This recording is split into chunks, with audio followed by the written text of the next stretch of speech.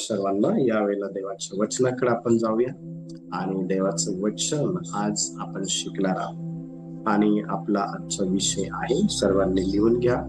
आपला आजचा विषय आहे, पदाचा वापर देवाच्या गौरवासाठी करा, लोकांच्या नाशासाठी करू नका. आजचा आपला विषय आहे, पदाचा वापर देवाच्या गौरवासाठी करा, लोकांच्या नाशासाठी करू नका. ठीक आहे, हा आजचा आपला विषय आहे. आणि सविस्तरपणे आज आपण पदाचा वापर हा कशा प्रकारे देवाच्या गौरवासाठी केला पाहिजे हे आज आपण काय करणार आहोत, शिकणार आहोत. आणि जर पदाचा गैरवापर केला, लोकांना पाडण्यासाठी, लोकांना त्रास देण्यासाठी किंवा लोकांचा घात करण्यासाठी जर पदाचा गैरवापर केला तर कोणत्या प्रकारचे परिणाम जे आहे त्या व्यक्तीला भोगावे लागतात हे देखील आज आपण काय करणार आहोत, त्या विषयामधून शिकणार आहोत. ठीक आहे, तर पहिली गोष्ट, पहिला जो मुद्दा आहे तो लिहून घ्या. पहिला जो मुद्दा आहे तो आहे, पद हे लोकांची सेवा करण्यासाठी आहे, अधिकार गाजवण्यासाठी नाही. पहिला मुद्दा लिहा, पद हे लोकांची सेवा करण्यासाठी आहे, अधिकार गाजवण्यासाठी नाही. ठीक आहे, आता हा जो मुद्दा आहे हा मुद्दा आपण समजून घेणार आहोत. पद ज्यावेळेला मिळतं ना, त्यावेळेला ज्या व्यक्तीला पद प्राप्त झालेलं आहे त्या व्यक्तीचं जे काही स्वभाव आहे, जो काही स्वभाव आहे तो स्वभाव एका सेवकाप्रमाणे असणं गरजेचं आहे. तो स्वभाव एका सेवकाप्रमाणे असणं गरजेचं आहे. पण ज्या वेळेला एखाद्या व्यक्तीला पद मिळतं त्यावेळेला त्या व्यक्तीमध्ये आपल्याला सेवक पण पाहायला भेटत नाही, तर त्या व्यक्तीमध्ये आपल्याला सेवकपणाऐवजी मालक पण जे आहे ते पाहायला भेटतं. लक्ष द्या. आणि खऱ्या पुढाऱ्याची ओळख ही त्याच्या सेवक वृत्तीमध्ये असते. खरा जो पुढारी आहे त्याची जी ओळख आहे ती त्याच्या सेवक वृत्तीमध्ये असते. आता आपण हा जो विषय शिकत आहोत, पदाचा वापर देवाच्या गौरवासाठी करा, लोकांच्या नाशासाठी करू नका, हा जो विषय आपण शिकत आहोत ना, ह्या विषयातून अनेक नवीन नवीन गोष्टी आपल्याला जे आहे ते समजणार आहे. आणि आपण भविष्यामध्ये ज्यावेळेस परमेश्वर देव आपल्याला पदावरती घेऊन जाईल त्यावेळेला आपली जी काही एकंदर वागणूक आहे ती कशी असायला हवी हे आपल्याला शिकायला काय होणार आहे, भेटणार आहे. आता आपण पाहतो की प्रभू येशू ख्रिस्त हा सर्वश्रेष्ठ आहे. प्रभू येशू ख्रिस्त हा काय आहे, सर्वश्रेष्ठ आहे. आणि तो सर्वश्रेष्ठ असूनही त्याने सेवा केलेली आपल्याला पाहायला भेटते.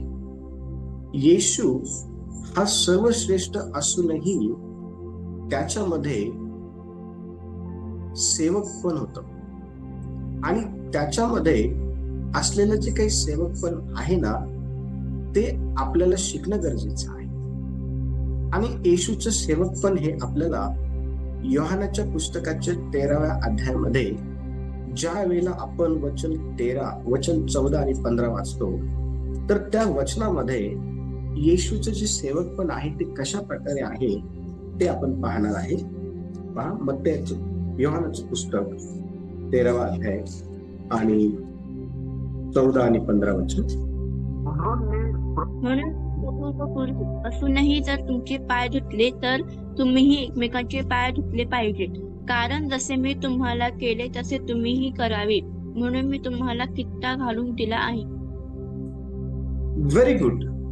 आता ह्या वचनामधून मला सांगा, तुम्हाला काय समजत आहे? हे जे वचन आता वाचलं आहे,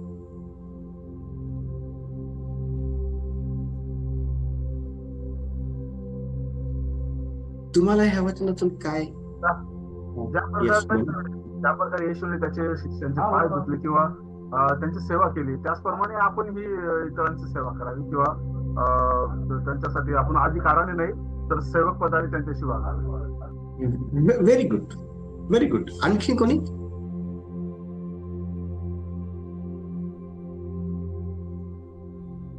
आणखीन कोणी? हे जे वचन आपण वाचलं आहे, तुम्ही मला गुरु व प्रभू असे संबोधता आणि ते ठीक बोलता, कारण मी तसंच आहे. म्हणून मी प्रभू व गुरु असूनही तुमचे पाय धुतले तर तुम्हीही एकमेकांचे पाय धुतले पाहिजे. आता येशू हा कोण आहे माहिती का? येशू हा स्वतः देव आहे. योहानाचं पुस्तक 1 अध्याय आणि 1 वचन वाचा. काय म्हणतात त्या ठिकाणी? योहान 1:1.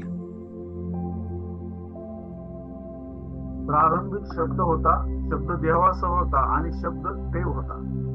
प्रारंभिक शब्द होता आणि शब्द देवासोबत होता आणि शब्द देव होता. आणि हा शब्द कोणी माहिती का?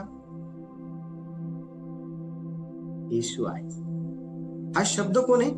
येशू आहे. लक्षात घ्या, येशू हा सर्वश्रेष्ठ असूनही तो त्याच्या सर्वश्रेष्ठत्वातून सेवकपण काय आहे हे दाखवत आहे. आणि सेवकपण हे आपल्याला वचन 14तून हे दिसतं की त्याने शिष्यांचे पाय धुतले. ज्या वेळेला तुमच्यावर एखादी जबाबदारी सोपवण्यात येते किंवा ज्या वेळेला तुम्हाला एखाद्या पदावरती नियुक्त करण्यात येतं, त्यावेळेला तुम्ही हे मालक नाहीये.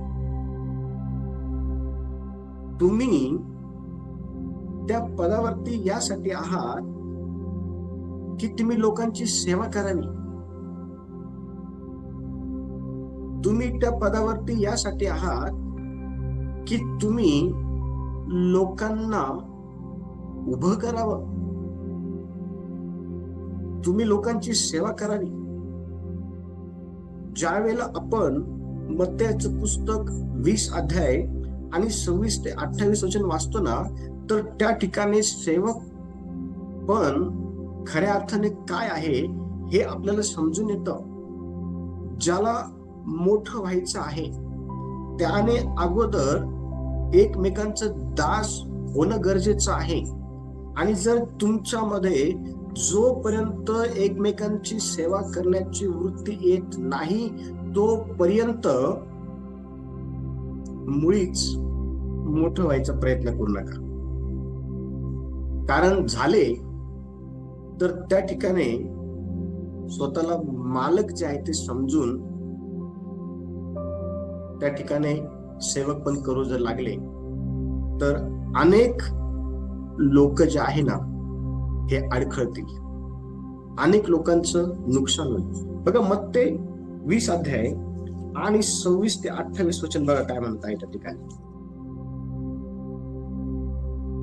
तसे तुमच्यामध्ये नसावे, तर जो कोणी तुमच्यामध्ये श्रेष्ठ होऊ पाहतो तो तुमचा सेवक होईल, आणि जो कोणी तुमच्यामध्ये पहिला होऊ पाहतो तो तुमचा दास होईल. याप्रमाणे मनुष्याचा पुत्र सेवा करून घेण्यास नाही तर सेवा करण्यास व पुष्कळांच्या खंडीसाठी आपला प्राण अर्पण करण्यास आला आहे. Very good. बघा वचन काय सांगत आहे या ठिकाणी. वचनामध्ये स्पष्टपणे आपल्याला हे पाहायला भेटतं जर तुम्हाला श्रेष्ठ व्हायचं असेल तर तुम्ही सर्वात अगोदर एकमेकांचं सेवक बनणं गरजेचं आहे. तर त्या श्रेष्ठत्वाला काहीतरी महत्व आहे. जर तुम्हाला पहिलं व्हायचं असेल तर तुम्हाला पहिलं होण्या अगोदर एकमेकांचं दास होणं गरजेचं आहे. तर त्या पहिलं होण्याला काहीतरी महत्व आहे. आज खऱ्या अर्थाने जर आपण पदावर असलेल्या लोकांचं जर मूल्यांकन जर केलं तर अनेक लोक स्वतःला त्या पदाचं मालक समजून जे आहे ना जीवन जगत असताना दिसून येत आहे. आणि ते लोकांवरती चुकीच्या पद्धतीने अधिकार जे आहेत ते गाजवत आहे. येशूने कधीही स्वतःला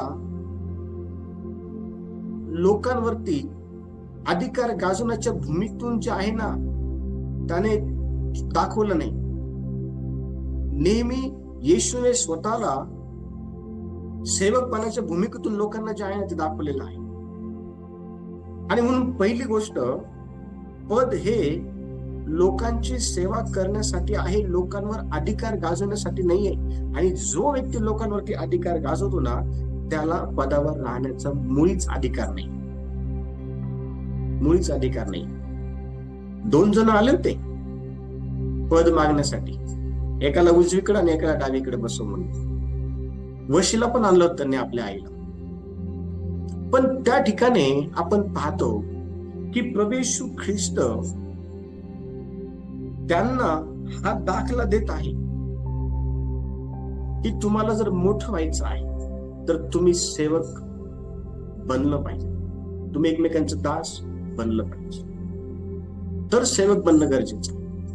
परंतु आज आपण जर पाहिलं तर पदावर बसलेले लोक हे सेवा करण्याच्या भूमिकेतून स्वतःला जे आहे ते दाखवत नाही.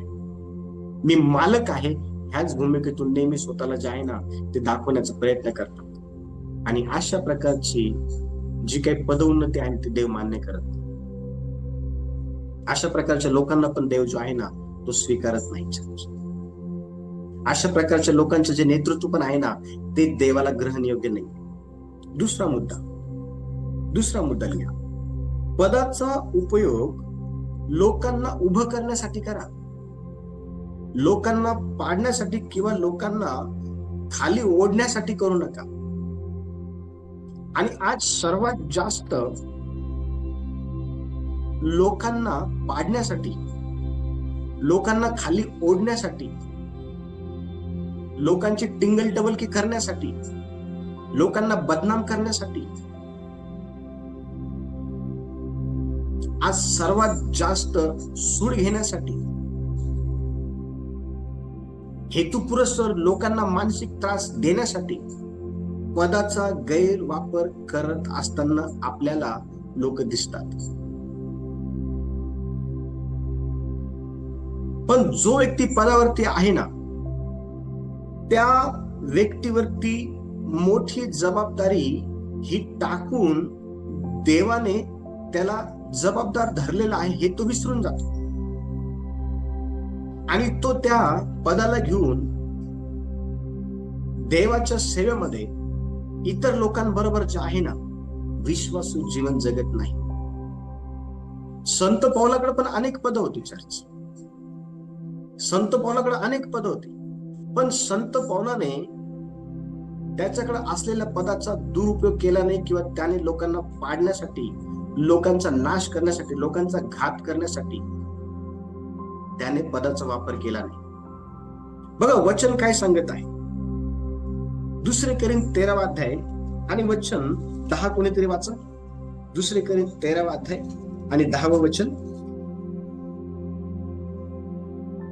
ह्यामुळे मी जवळ नसताना हे लिहितो ते ह्यासाठी की जो अधिकार प्रभूने पाडण्यासाठी नव्हे तर उभ्या करण्यासाठी दिला आहे त्या अधिकाराप्रमाणे जवळ आल्यावर मी कडकपणाने वागू नये. Very good. पहा देवाचं वचन अतिशय स्पष्टपणे ह्या ठिकाणी आपल्याला 2 कोरिन्थ 13वा अध्यायाच्या 10व्या वचनामध्ये संत पौल अतिशय स्पष्टपणे त्याला देण्यात आलेलं जे काही पद आहे ना, किंवा जी जबाबदारी आहे ना, ती कशासाठी देण्यात आलेली आहे हे तो ह्या ठिकाणी अतिशय स्पष्टपणे सांगत आहे की जो अधिकार, जे पद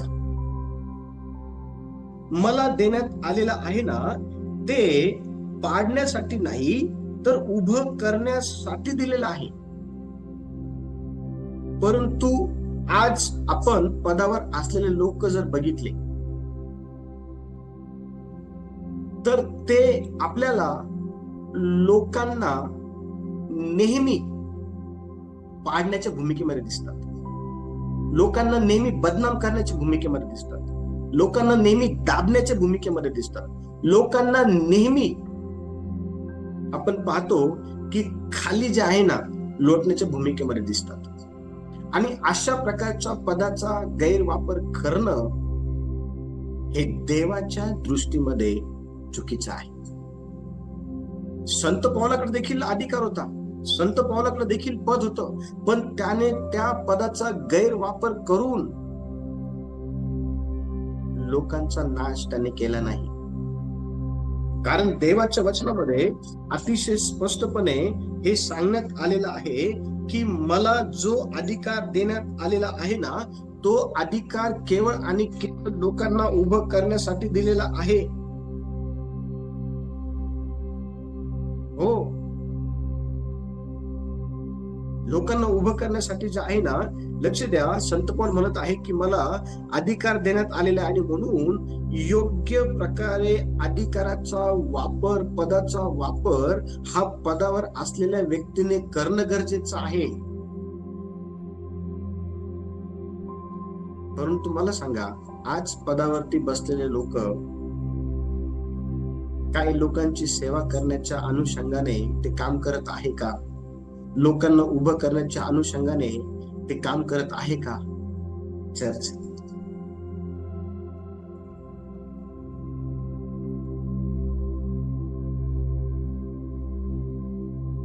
त्यांनी जर लोकांना उभं करण्यासाठी कामं केली असती तर आज जी भ्रष्टता आहे किंवा भ्रष्टाचार आहे हा आलाच नसता. आणि या लोकांनी फक्त स्वतःच हित आणि अधिकार आणि सत्ता गाजवण्यासाठीच फक्त ते कामं करत असतात. लोकांची त्यांचं काही घेणं देणं. Very good. त्यांनी जर प्रामाणिकपणे त्यांच्या पदाचा जर उपयोग केला असता ना, तर आत्ताच पुढारी पण काहीतरी वेगळं असतं.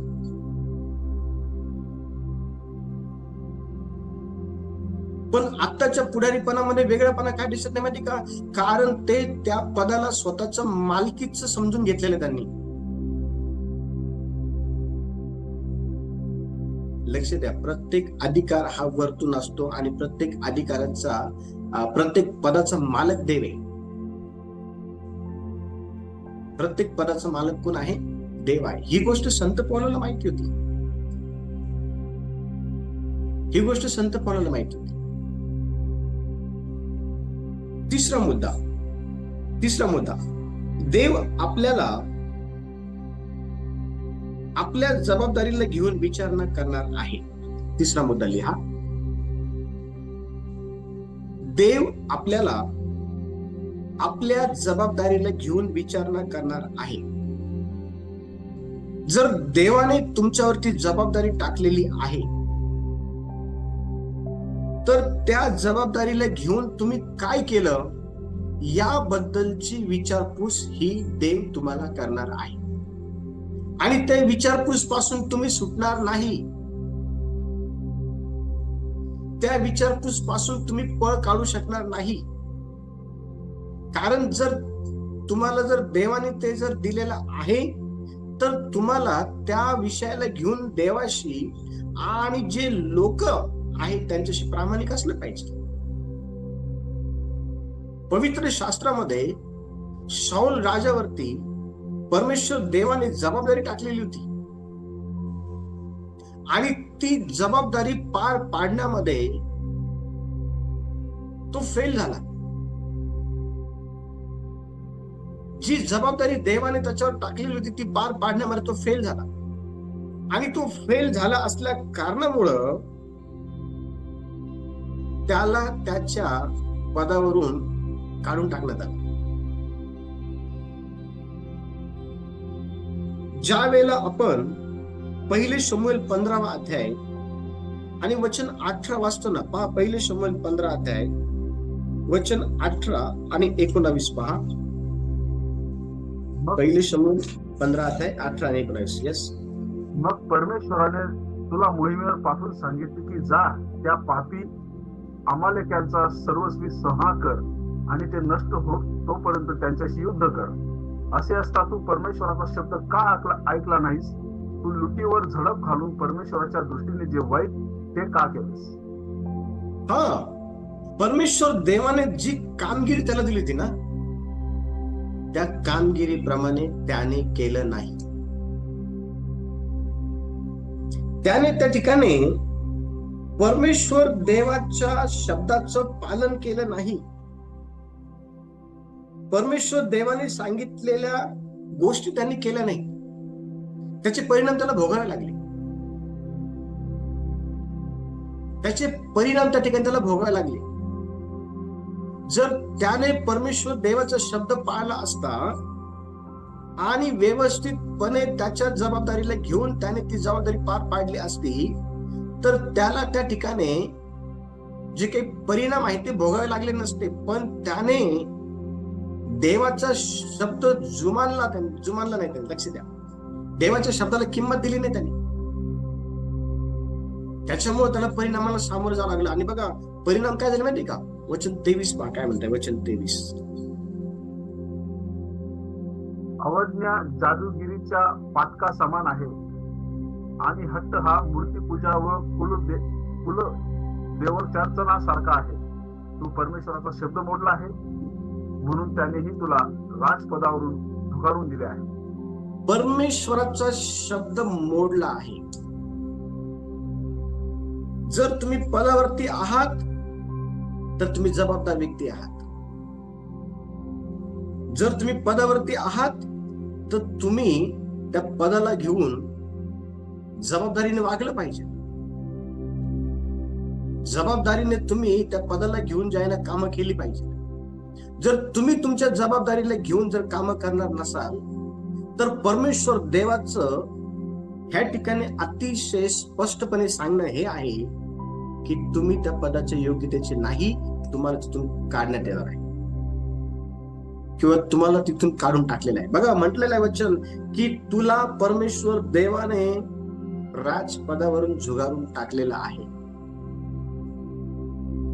अनेक लोक आज पदाचा गैरवापर करत असल्या कारणामुळं, तुम्हाला माहिती का, ते जरी आज पदावरती आहे पण त्यांच्या जीवनामध्ये प्रॉब्लेम आहे, फॅमिलीमध्ये प्रॉब्लेम आहे, त्यांच्या वैयक्तिक लाईफ मध्ये प्रॉब्लेम आहे. त्यांनी केलेल्या चुकांची ते शिक्षा भोगत आहे, परंतु त्यांना ते कळत नाही.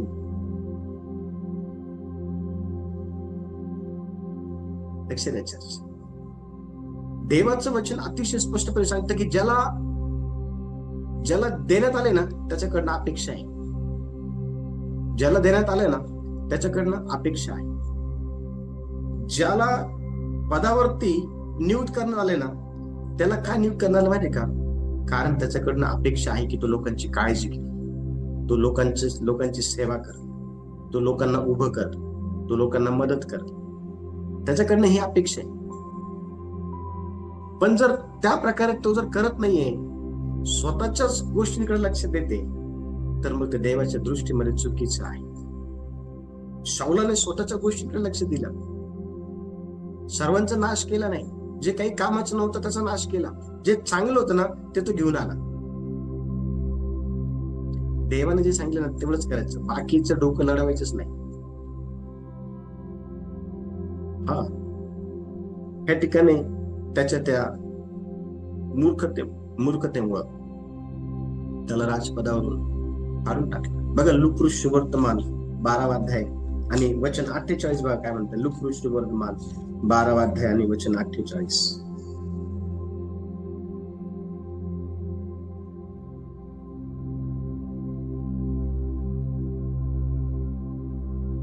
परंतु ज्याने फटके मिळण्याजोगी तू ते माहीत नसता केली, त्याला थोडे मिळतील. ज्या कोणाला पुष्कळ दिले आहे त्याजवळून पुष्कळ मागण्यात येईल, आणि त्याच्याजवळ पुष्कळ ठेवले आहे त्याच्याजवळ पुष्कळच अधिक मागतील.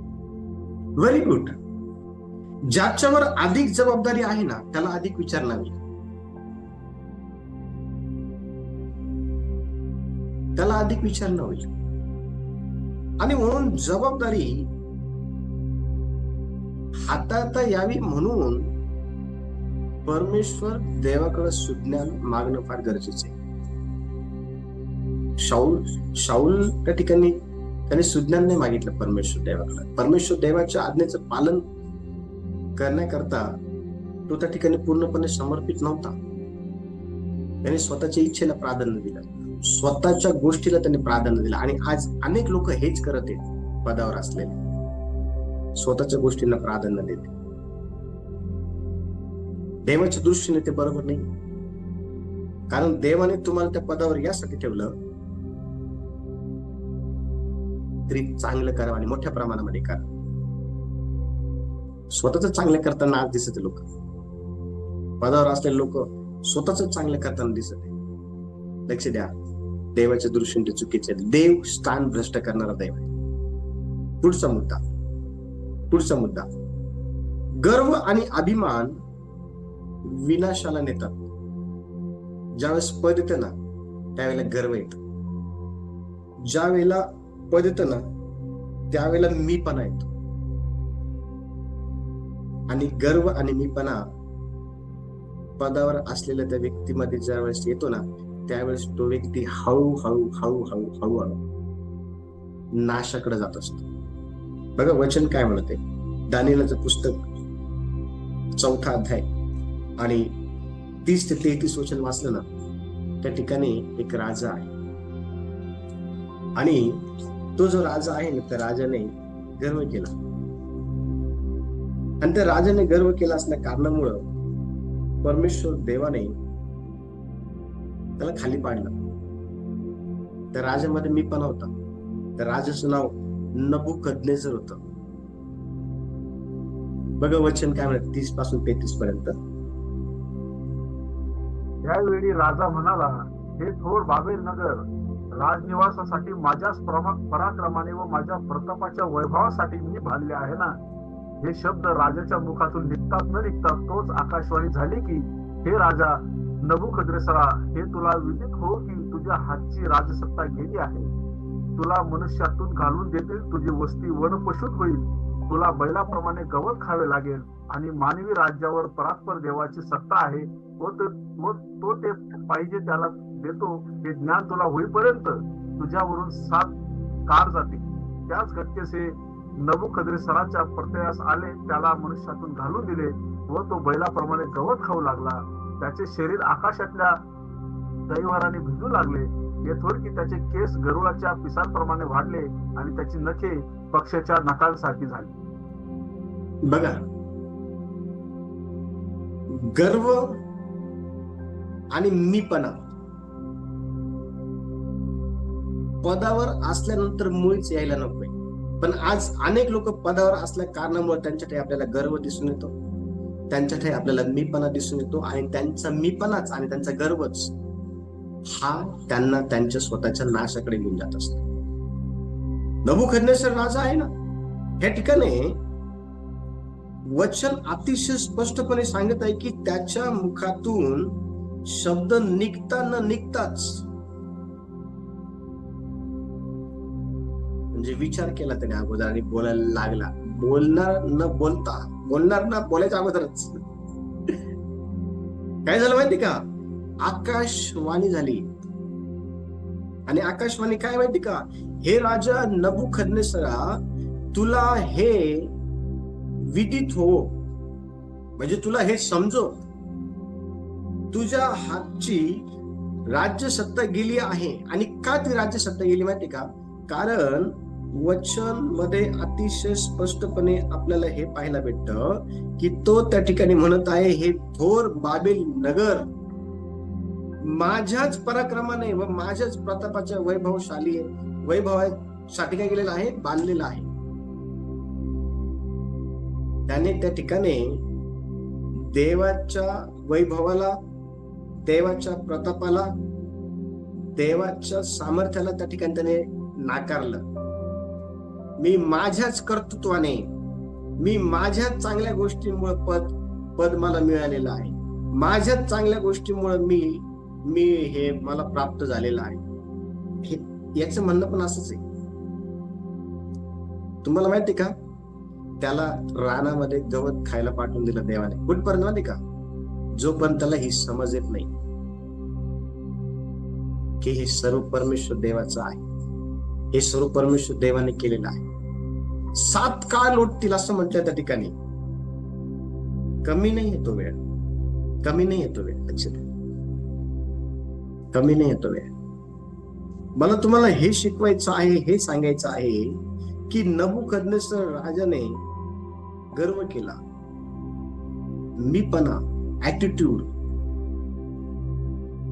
ह्या गोष्टी माणसाला खाली आणतात. त्याला पण खाली आणलं. हो, ज्या व्यक्तीमध्ये अतिशय ब्रिलियंट ज्ञान होतं ना, तो व्यक्ती नीतिसूत्राच्या पुस्तकाच्या 16व्या अध्यायाच्या 18 वचनामध्ये बघा काय म्हणत आहे. नीतिसूत्राचं पुस्तक 16वा अध्याय आणि वचन 18 बघा काय म्हणत आहे.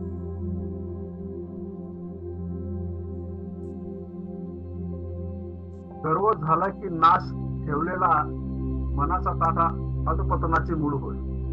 हा, काही कामाचं नाही तो ताटपणा, त्याच्याने पतन होतं.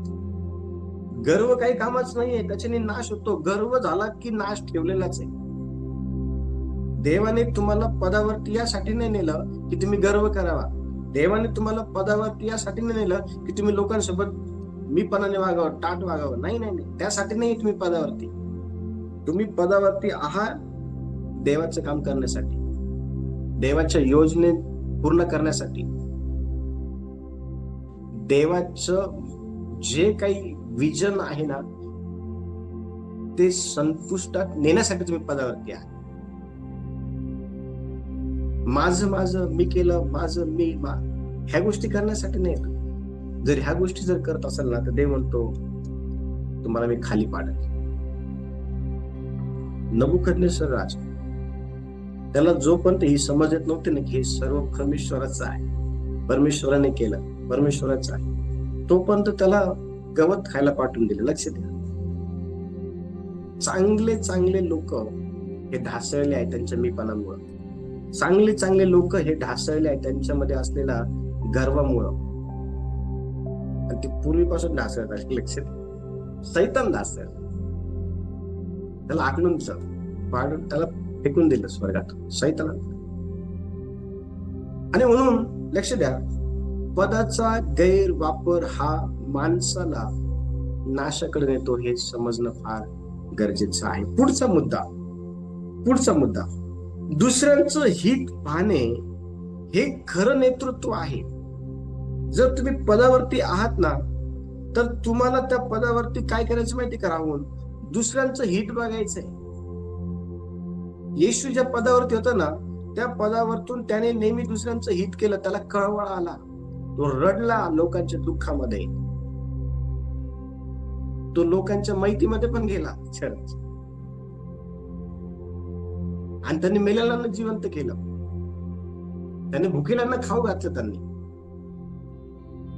कुष्ठरोग्यांना बरं केलं. हो, त्यांनी पाप करणाऱ्या लोकांची त्याने बाजू घेतली. तो पदावरती असताना त्याने सगळं काही लोकांच्या भल्याचं काम केलं.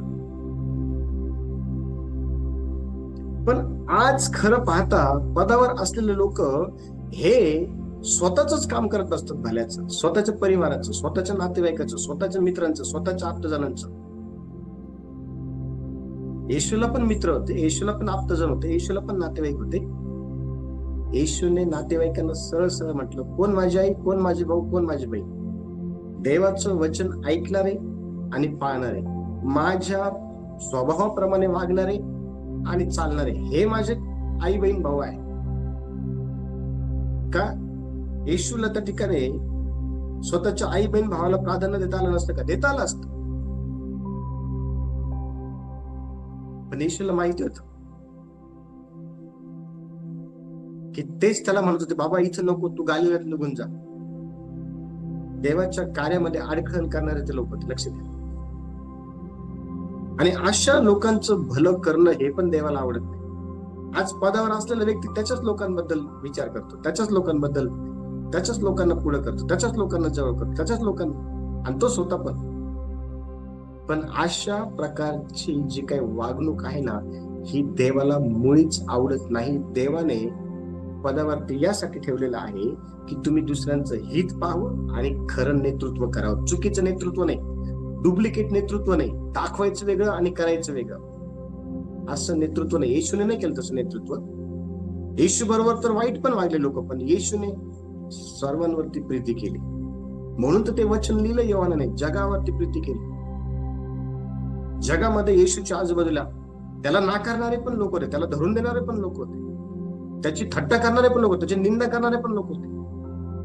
येशूने त्यांच्या मनामध्ये, त्यांच्याविषयी येशूने मनामध्ये कधी कपट नाही ठेवला, कधी द्वेष नाही ठेवला, कधी मत्सर नाही ठेवला, कधी राग नाही ठेवला. पण आताचे पुढारी पदावरती राहून स्वतःच्या हिताचं, स्वतःच्या परिवाराच्या हिताचं काम करतात. ते लोकांच्या हिताचं काम करत नाही, देवाचं विजन पुढे घेऊन जात नाही. पण अशा लोकांना घेऊन परमेश्वर देवाकडं त्याची वेगळ्या योजना आहे, ते येणार दुसऱ्यांवर आपण शिकू. पण लक्ष द्या, ज्या वेळेला आपण पाहतो ना की खरं जे नेतृत्व आहे, खरं जे काही लोकांच्या हिताचं काम आहे ना, हे पदावर राहिलेल्या व्यक्तीने केव्हा केलं पाहिजे माहिती का? ज्या वेळेला लोक त्याच्या बरोबर वाईट वागतात त्यावेळेस. मोशेने लोक हे देवाबरोबर आणि त्याच्या बरोबर वाईट वागले असल्यानंतर पण मोशे त्यांच्यासाठी मध्यस्थी करते. आज असे लोक फार रिअर आहे.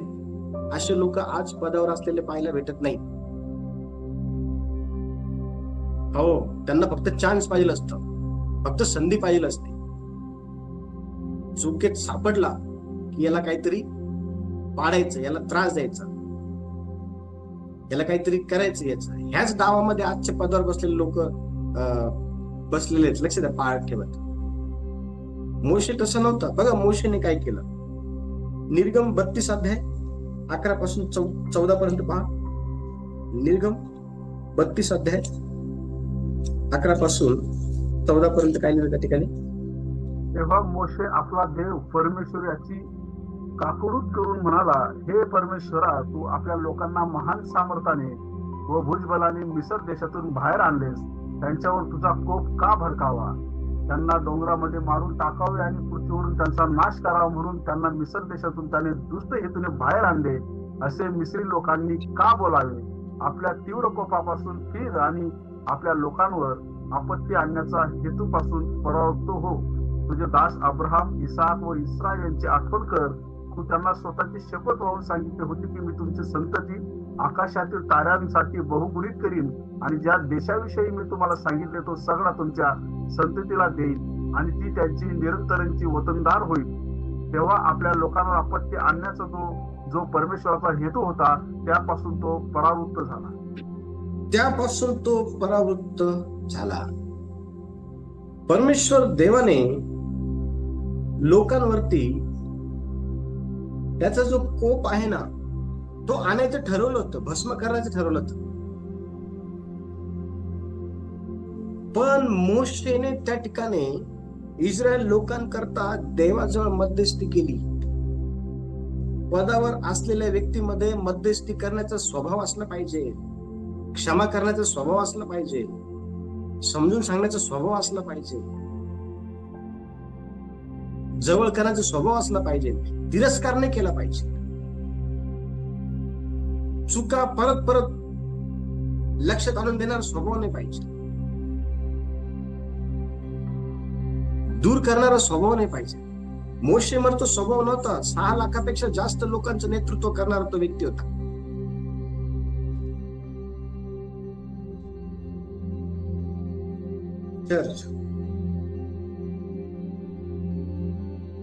पण त्याच्यामध्ये मध्यस्थी करण्याचा स्वभाव होता. त्याच्यामध्ये रिस्क घेण्याचा स्वभाव होता त्याच्यामध्ये. रिस्क घेतली त्याने परमेश्वरासमोर जाऊन. आत्ताचे पुढारी रिस्क नाही घेत. आत्ताचे पुढारी मध्यस्थी नाही करत. आत्ताचे पुढारी समजून नाही घेत. आत्ताचे पुढारी शिकवत नाही. आत्ताचे पुढारी चूक झाली रे झाली काय याचा काम करायचं, अशा प्रकारचे विचारसरण्याचे पुढारी आज. आपल्याला पवित्र शास्त्र काय सांगतं चर्च? ज्या वेळेला आपण फिलिप्पियराचं पत्र 2रा अध्याय आपण ज्यावेळेस काढतो ना, फिलिप्पियराचं पत्र 2रा अध्याय 3 आणि 4 वचन ज्यावेळेस आपण वाचतो ना, तर 3 आणि 4 ह्या वचनामध्ये अतिशय स्पष्टपणे हे सांगितलेलं आहे, तट पाडण्याच्या अथवा पोकळ डौल मिरवण्याच्या बुद्धीने काही करू नका, तर लीनतेने एकमेकांना आपल्यापेक्षा श्रेष्ठ माना. तुम्ही कोणीही आपले हित पाहू नका, तर दुसऱ्यांचंही हित पहा. एक पुढारी दुसऱ्यांचं हित पाहणार असतो. एक जो पुढारी आहे ना, हा नेहमी आपल्यापेक्षा दुसऱ्यांना श्रेष्ठ मानणार असतो. एक पुढारी हा नेहमी कुठल्याही प्रकारच्या तट पाडण्याच्या गोष्टी करत नाही. एक पुढारी कधीही पोकळ डौल जे आहे ना मिळवत नाही. विपरीत बुद्धीने काही करत नाही एक पुढारी कुणाचं. पण आताच्या पुढाऱ्यांमध्ये आपल्याला ह्याच गोष्टी पाहायला भेटतात.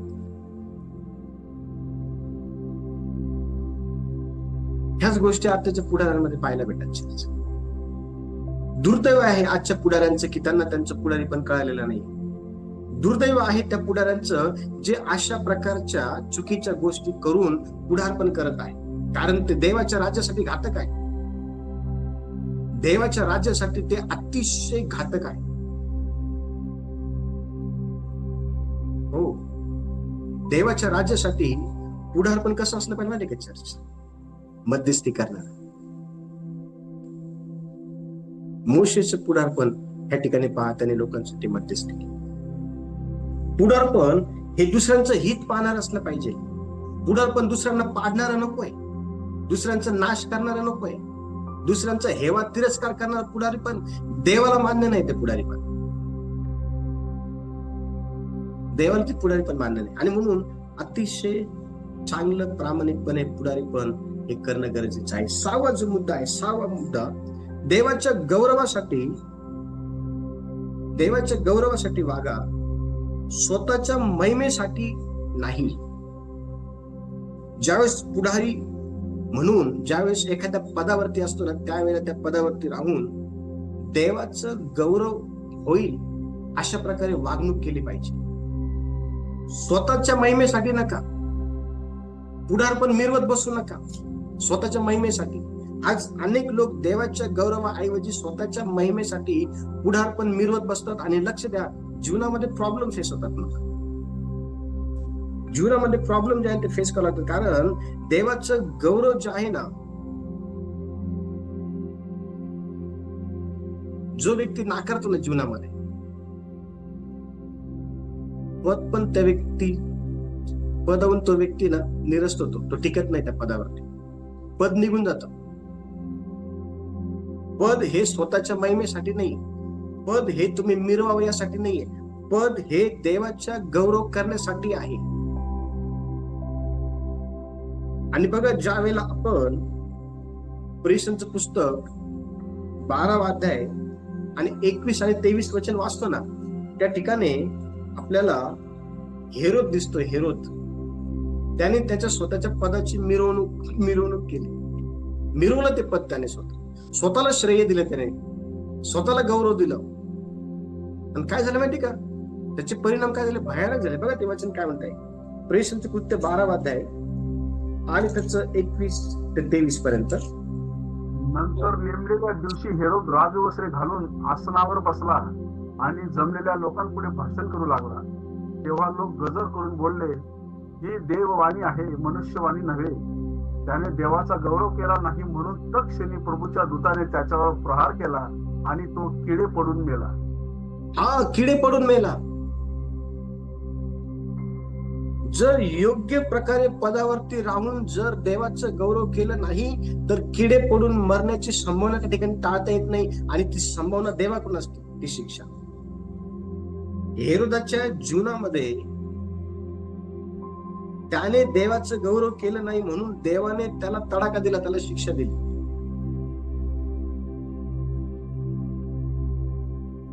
माझ्या डोळ्यासमोर 2 उदाहरणं आहेत. देवाची सेवा व्यवस्थितपणे केली नाही, स्वतःच्या गोष्टींना महत्व दिलं, स्वतःला मिरवलं, स्वतःची वाहवा केली.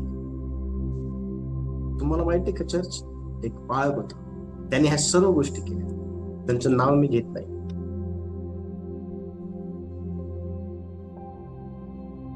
ऍक्सिडेंट झाला, मेले, दोघं पती पत्नी मेले, मुलं पण मेले. आणखीन एक बाळक होता, देवाच्या सेवेमध्ये चुकीच्या पद्धतीने हस्तक्षेप केला. पत्नी आहे जिवंत, पण 2 लेकरं मेले, 3 मुली मेल्या. फक्त तो व्यक्ती जिवंत आहे आणि तो व्यक्ती आज भीक मागत आहे. रिअल घटना. देवाच्या गौरवासाठी पदाचा उपयोग करा, दुरुपयोग केला तर अशा प्रकारे हेरोद राजाला जसा तडाखा भेटला ना, तसा तडाखा भेटतो. कारण परमेश्वर देव हा ईर्ष्यावान देव आहे. परमेश्वर देव हा भस्म करणारा अग्नी आहे. परमेश्वर देव स्वतःच गौरव दुसऱ्यांना कधीच घेऊ देत नाही. त्याला राग येतो, त्याला चिड येते. आणि मर्त्य माणसाची एवढी हिंमत होऊन जाते की तो परमेश्वर देवाचं गौरव घेऊ पाहतो. परमेश्वर देव, तुम्ही काय पदावर बसलेल्या लोकांचे डोळे आंधळे होऊन जातात, काय समजतं कळत नाही. तुम्ही बघा, पदावर बसलेल्या लोकांचं अवलोकन करा. त्यांच्यामध्ये गर्व असतो, मी पण असतो. त्यांच्यामध्ये सेवा करण्याची वृत्ती नसते, त्यांच्यामध्ये समजून घेण्याची वृत्ती नसते. लोकांच्या हिताच्या गोष्टी ते करत नाही, स्वतःच मिळवत बसतो स्वतःला. तुम्ही बघा, ह्या दिवसांमध्ये ह्या गोष्टी भयंकर चालू आहे आणि त्याचा त्यांना अफसोस पण नाही, त्याचं त्यांना वाईट पण वाटत नाही. अजून आनंद करतात, अजून आनंद करतात. या ठिकाणी आपण पाहतो की अतिशय स्पष्टपणे हेरोदाला देवाने तडाखा दिला. देव जुन्या करारामध्ये जसं होतं ना, तसंच तो नवीन करारामध्ये पण. हो, लक्ष द्या चर्च. प्रेषणचं कृत्य 1 अध्याय आणि 10 वचन आणि 31 म्हणते. प्रेषित 1 करिंथ 10 अध्याय आणि 31 वचन पहा.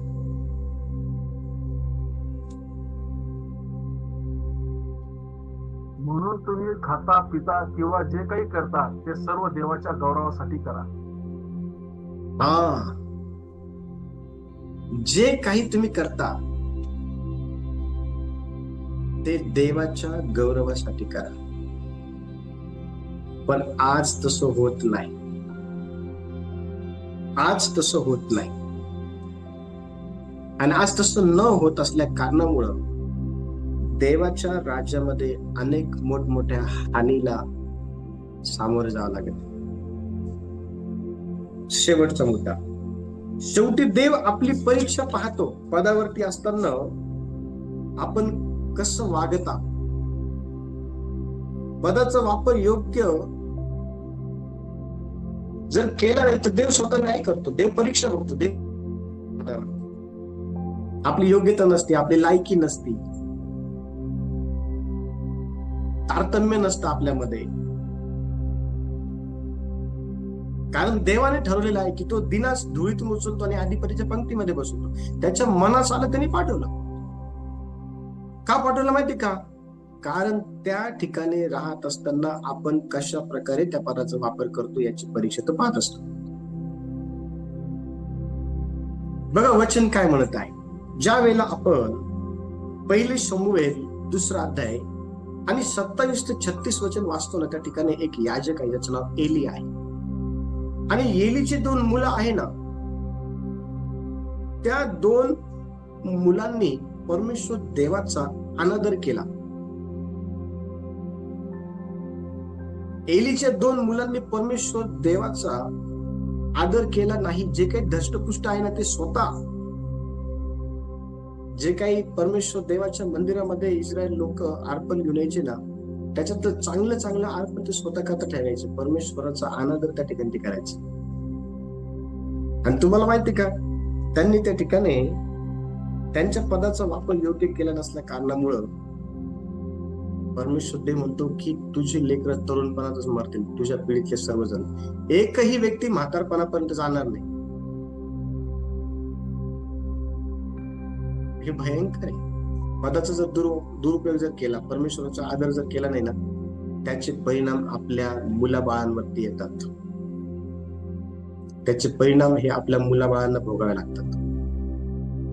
त्याचा परिणाम हे आपल्या पिढीमध्ये अनेक त्यांना भोगावे लागतात.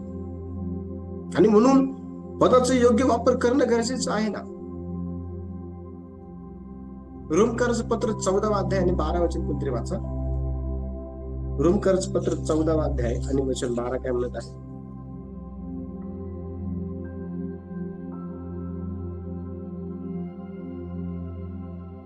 तर मग आपल्यातील प्रत्येक जण आपल्या स्वतःविषयीचा हिशेब देवाला देईल. हा, देवाला हिशोब द्यायचा आहे. कोण सुटेल त्या हिशोबापासून? देव मागेल ना आपल्याकडनं हिशोब.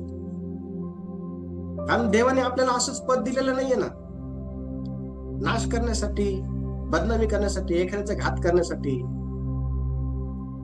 यासाठी देवाने ते पद दिलेलं नाही आपल्याला. पदाचा गैरवापर करण्यासाठी देवाने आपल्याला पद दिलेलं नाही. देवाने आपल्याला पद यासाठी दिलेलं आहे की आपण त्या पदावरती राहून लोकांची काळजी घ्यावी, लोकांना जीव लावावा, लोकांना जवळ करावं, लोकांच्या हिताच्या गोष्टी कराव्या, लोकांना प्रेम द्यावं, लोकांना मदत करावी, लोकांना उंच करावं, लोकांना प्रशिक्षित करावं, लोकांना देवाच्या राज्यामध्ये वाढवावं. सर्व काही चांगलं करण्याच्या अनुषंगानेच देवाने त्या ठिकाणी आपल्याला ठेवलंय. जर तुम्ही चांगलं करणार नाही तर देव म्हणतो मी तुम्हाला तिथून झुगारून देईन, तुमचा नाश करत. हो, देवाचं ते देवाला दिलं पाहिजे ना. देवाचं ते देवाला देणं फार गरजेचं आहे. आणि म्हणून रोमकर्ज पत्रामध्ये अतिशय स्पष्टपणे म्हटलेलं आहे की प्रत्येकाला आपापल्या काय करायचं माहिती का? प्रत्येकाला आपल्या स्वतःविषयीचा हिशोब देवाला द्यायचा आहे. काय असेल हिशोब द्यायला? मी लोकांना पाडलं, लोकांच्या बुराया केल्या, लोकांची निंदा केली, लोकांचा घात केला, मी पदाचा गैरउपयोग केला, लोकांना बदनाम करण्यासाठी. काय हिशोब द्याल? काय हिशोब द्याल? मी लोकांना मदत केली, लोकांना उभं केलं, लोकांना सहाय्य केलं, लोकांना जवळ केलं, लोकांवरती प्रीती केली. काय हिशोब असेल? आताच्या पदावर असलेल्या लोकांकडे बघायचं असेल. देवाने त्यांना यासाठी ठेवलं आहे की देवाचं राज्य वाढत. आणि देवाचं राज्य जर वाढत नाही, स्वतःच राज्य ते वाढवत आहे, देव म्हणतो मी हिशोब घे. आणि म्हणून लक्ष द्या, पदाचा वापर देवाच्या गौरवासाठी करणं फार गरजेचं आहे. जर देवाच्या गौरवासाठी जर पदाचा वापर केला नाही तर नाश ठेवलेला आहे. देव या वचनाद्वारे सर्वांना आशीर्वाद. यावेळेला आपण आपले डोळे बंद करू आणि आपण प्रार्थना करू. सर्वजण आपले डोळे बंद करू.